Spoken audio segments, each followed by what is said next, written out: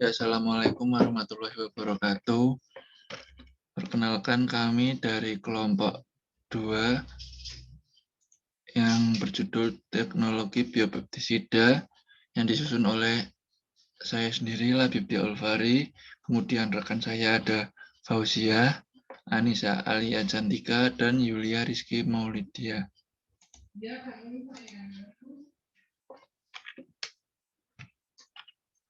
Ya, biopeptisida adalah pestisida yang mengandung mikroorganisme seperti bakteri, patogen, virus, dan jamur.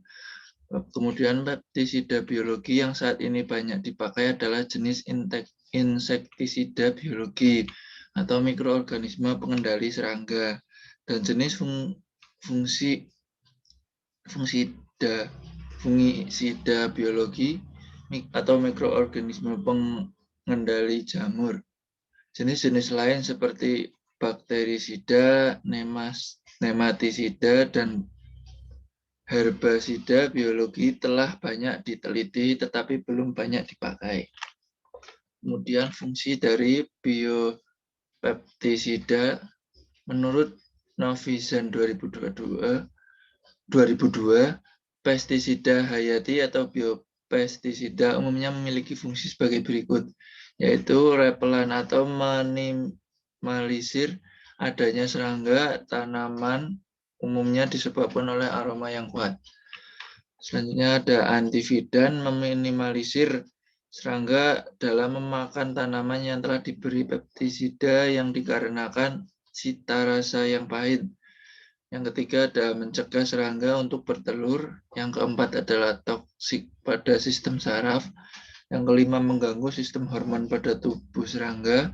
Yang keenam ada atraktan, menarik serangga ke dalam perangkap serangga. Yang ketujuh mengendalikan pertumbuhan jamur, fungisida, dan bakterisida yang bersifat merusak tanaman. Selanjutnya ada jenis-jenis pestisida. Yang pertama ada insektisida biologi atau bioinsektisida, berasal dari mikroba yang digunakan sebagai insektisida. Mikroorganisme yang menyebabkan penyakit pada serangga tidak dapat menimbulkan gangguan pada hewan-hewan lainnya maupun tumbuhan. Jenis mikroba yang akan digunakan sebagai insektisida harus mempunyai sifat yang spesifik, artinya harus menyerang serangga yang menjadi sasaran dan tidak pada jenisnya. Selanjutnya akan dilanjutkan oleh teman saya. Selanjutnya ada herbisida biologi atau bioherbisida. Termasuk dalam golongan herbisida ini ialah pengendalian gulma dengan menggunakan penyakit yang ditimbulkan oleh bakteri, jamur, dan virus. Next. Yang ketiga ada fungisida biologi atau biofungisida. Biofungisida menyediakan alternatif yang dipakai untuk mengendalikan penyakit jamur. Beberapa biofungisida yang telah digunakan adalah Spora trichoderma. Spora trichoderma sp digunakan untuk mengendalikan penyakit akar putih pada tanaman karet dan layu fusarium pada cabai. Merek dagangnya ialah Sakope dan Biotripe. Next. Kemudian ada proses pembuatan pestisida. Ada 7 proses pembuatan pestisida. Next. Yang pertama, isolasi mikroba. Sumber mikroba diberi perlakuan yang dapat merangsang pertumbuhan mikroba khusus yang diinginkan dan sekaligus menghambat pertumbuhan mikroba yang tidak diinginkan, atau mikroba ditumbuhkan dalam medium yang bersifat selektif. Untuk mendapatkan kelompok mikroba khusus digunakan media yang diberi tambahan nutrisi khusus yang sesuai dengan habitat alami, yang disebut dengan media diperkaya. Selanjutnya akan dijelaskan teman saya, Yulia.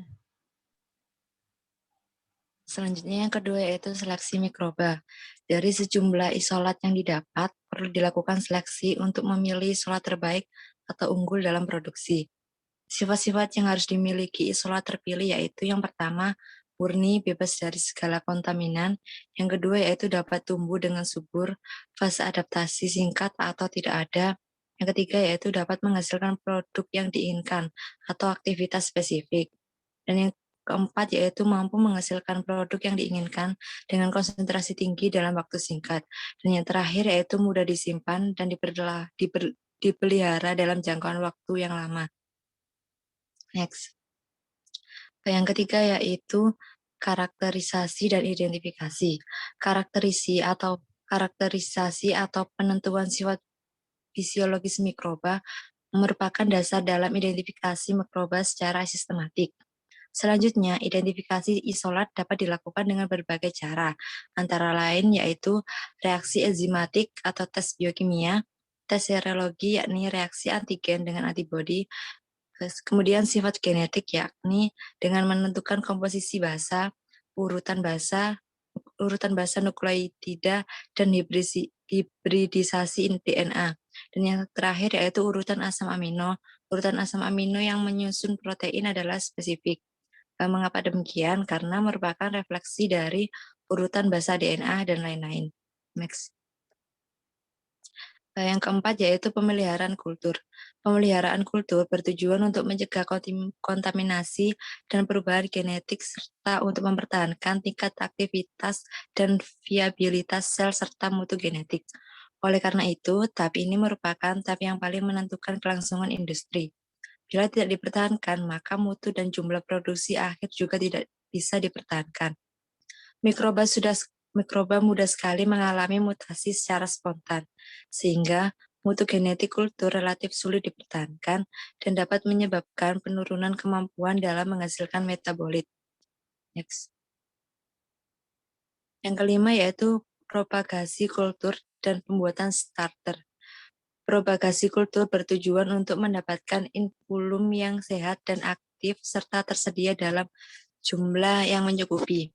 Inokulum yang berupa kultur kerja tidak dapat langsung digunakan untuk fermentasi. Fermentasi dalam kapasitas besar memerlukan inokulum yang cukup besar. Inokulum yang siap diinokulasikan ke fermentator disebut dengan starter atau biakan aktif. Starter biasanya dibuat dalam fermentator kecil dengan kondisi medium terkendali menyerupai fermentator besar. Selanjutnya akan dilanjutkan oleh rekan saya, Zia. Lanjutin aku. Selanjutnya ada fermentasi. Fermentasi adalah suatu proses untuk menghasilkan produk dengan melibatkan aktivitas mikroba secara terkontrol, baik dalam kondisi aerob maupun anaerob. Prosedur perpindahan fermentasi dari skala laboratorium ke skala industri disebut juga dengan scale up atau peningkatan proses. Scale up perlu dilakukan karena selama fermentasi terjadi, perubahan lingkungan internal fermentor yang dapat mempengaruhi aktivitas dan produktivitas mikroba. Pada fermentasi skala laboratorium digunakan fermentor gelas 1-5 liter. Skala pilot plant 300-3000 liter. Dan pada tahap industri digunakan fermentor dalam keadaan liter. Next. Selanjutnya pengembangan mutan. Mikroba yang berperan dalam industri perlu ditingkatkan aktivitas metabolismenya, sebab isolat alami hanya mampu menghasilkan produk dalam jumlah sedikit. Pengembangan mutan dapat dilakukan dengan transformasi lisogeni, rekombinasi, dan pembuatan mutan ausotrof. Sifat-sifat mutan yang diinginkan yaitu waktu fermentasi lebih singkat, tidak memproduksi senyawa yang tidak diinginkan, dapat menggunakan substrat yang lebih murah, mampu menghasilkan produk dalam jumlah tinggi, dan lain sebagainya. Next. Kemudian keuntungan dari biopestisida. Yang pertama, mudah dibuat dengan harga yang relatif murah. Sangat aman terhadap lingkungan sekitar. Yang ketiga, bahan kimianya tidak menimbulkan residu pada tanaman. Yang keempat, tidak mudah menimbulkan kekebalan hama dan menghasilkan produk pertanian atau tanaman yang sehat bebas dari racun kimia. Next.